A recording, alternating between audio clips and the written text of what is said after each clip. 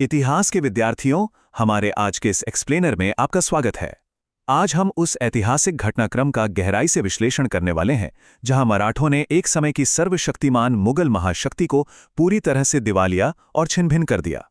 मतलब एक ऐसा साम्राज्य जिसका कभी सूरज नहीं डूबता था, वो कैसे ढह गया। तो चलिए बिना किसी देरी के इस पूरी प्रक्रिया को समझते हैं। आज का हमारा ये लेक्चर इस रूपरेखा पर आगे बढ़ेगा। 1. मुगल प्रभुत्व और नीतिगत बदलाव। 2. मराठों का उदय। 3. औरंगजेब का घातक युद्ध। 4. आंतरिक कलह और विद्रोह। 5. कठपुतली सम्राट और 6. सत्ता की विपरीत विरासतें। ये पूरा क्रम हमें दिखाएगा कि कैसे एक विशाल राज्य धीरे धीरे टूटकर महज एक कठपुतली शासन में बदल गया। तो चलिए शुरू करते हैं हमारे पहले भाग से, मुगल प्रभुत्व और नीतिगत बदलाव, विद्रोह के बीज बोना। अब देखिए, इस पतन को समझने के लिए हमें सबसे पहले मुगलों की जड़ों को देखना होगा। वे मूल रूप से फारसी प्रभावित मध्य एशियाई तुर्क मंगोल थे। शुरुआत में तो उन्होंने काफी सहिष्णुता दिखाई, लेकिन 17वीं शताब्दी के अंत तक आते आते वे अपनी ही हिंदू बहुसंख्यक आबादी के प्रति तेजी से भेदभावपूर्ण हो गए। और इसका सबसे बड़ा उदाहरण था जजिया कर। जरा सोचिए, अपने युद्धों का खर्च निकालने के लिए उन्होंने ये भारी टैक्स लगाया और हिंदुओं को ऊंचे पदों से बाहर कर दिया। इन नीतियों ने आम जनता को पूरी तरह से अलग थलग कर दिया और यहीं से विद्रोह के बीज बोए गए। और ठीक इसी समय पृष्ठभूमि में एक और बड़ी चीज हो रही थी, भक्ति आंदोलन। 15वीं शताब्दी से ही ये लहर दक्षिण से उत्तर की ओर फैल रही थी।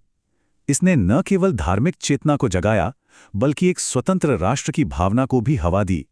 दक्कन के पठार के हिंदू योद्धा वर्ग यानी मराठों पर इसका बहुत गहरा असर पड़ा। इस आंदोलन ने उनके अंदर अपनी क्षेत्रीय स्वायत्ता हासिल करने की एक आग सी लगा दी थी। आगे बढ़ते हैं भाग 2 की ओर, मराठों का उदय जागीरदारों से साम्राज्य तक। 1674 का यह साल इतिहास में एक बहुत बड़ा टर्निंग पॉइंट है। यही वो समय था जब छत्रपति शिवाजी महाराज ने औपचारिक रूप से मराठा साम्राज्य की स्थापना की थी। और सच कहूं तो उनके विस्तार की कहानी किसी चमत्कार से कम नहीं है।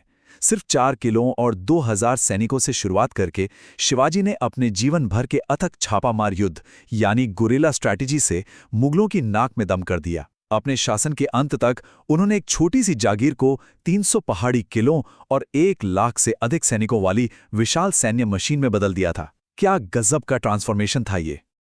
अब आते हैं भाग 3 पर, औरंगजेब का घातक युद्ध, एक 26 साल का जुनून। शिवाजी की मृत्यु के बाद मुगल सम्राट औरंगजेब एक अलग ही धुन में सवार हो गया। उसने अपनी जिंदगी के अगले 26 साल सिर्फ और सिर्फ दक्कन में मराठों को कुचलने में लगा दिए। जरा इन दोनों की सैन्य शक्ति की तुलना कीजिए। एक तरफ औरंगजेब की सेना थी, आधे मिलियन सैनिकों वाला एक विशाल, धीमा और चलता फिरता शहर, और दूसरी तरफ मराठों के बेहद फुर्तीले, हल्के घुड़सवार और पैदल सैनिक। ये लड़ाई हाथी और चीते के बीच की लड़ाई जैसी थी। तो मराठों ने क्या किया? उन्होंने सीधे आमने सामने टकराने की गलती नहीं की। शिवाजी के बेटों ने उसी पुरानी और अचूक फुर्तीली छापामार रणनीति का इस्तेमाल किया।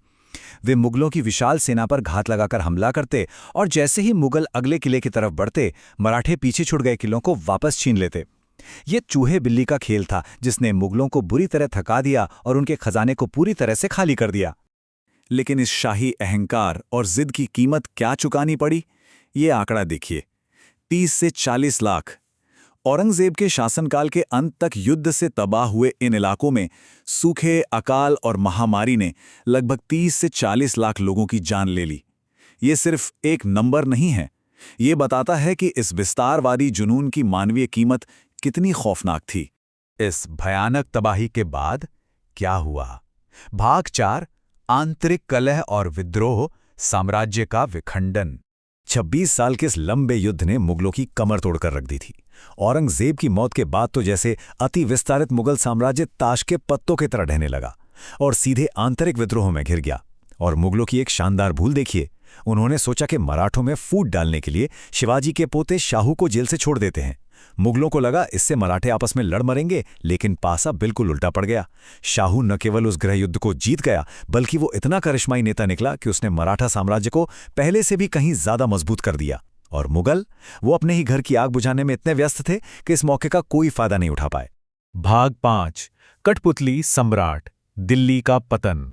एक बार जब मराठा साम्राज्य की सत्ता उनके सेनापतियों और पेशवा यानी प्रधानमंत्री के हाथों में आई, तो मुगलों का पतन और भी तेजी से होने लगा। इस टाइमलाइन पर गौर कीजिए। पेशवा बाजीराव का मुगलों को दिल्ली और भोपाल में हराना, मध्य भारत का मुगलों के हाथ से निकलना, फिर नादिर शाह का आकर दिल्ली को बेरहमी से लूटना और अंततः 1757 में मराठों का दिल्ली पर विजय प्राप्त करना, ये मुगलों के लिए एक के बाद एक आपदाओं की कभी ना खत्म होने वाली श्रृंखला थी। और अब इस ऐतिहासिक विश्लेषण का सबसे बड़ा उलटफेर देखिए। 1757 तक आते आते जो मुगल कभी पूरे भारतीय उपमहाद्वीप के बेताज बादशाह थे, वो अब मराठों के हाथों की महज एक कठपुतली बनकर रह गए थे। उनका राज अब सिर्फ दिल्ली शहर की चार दीवारी तक ही सिमट गया था। अफगानों और ब्रिटिश ईस्ट इंडिया कंपनी के आने से ठीक पहले मराठे स्पष्ट रूप से उपमहाद्वीप की सबसे बड़ी ताकत बन चुके थे। शक्तिशाली और कमजोर की भूमिकाएं पूरी तरह से बदल चुकी थीं। हमारे इस लेक्चर का आखिरी हिस्सा, भाग 6, सत्ता की विपरीत विरासतें, मराठे सफल क्यों हुए। अब सवाल ये उठता है कि आखिर मराठे इतने सफल क्यों रहे, जबकि मुगल फेल हो गए। इसका जवाब उनकी संरचना में छिपा है। मराठों की ताकत उनकी आंतरिक एकता में थी।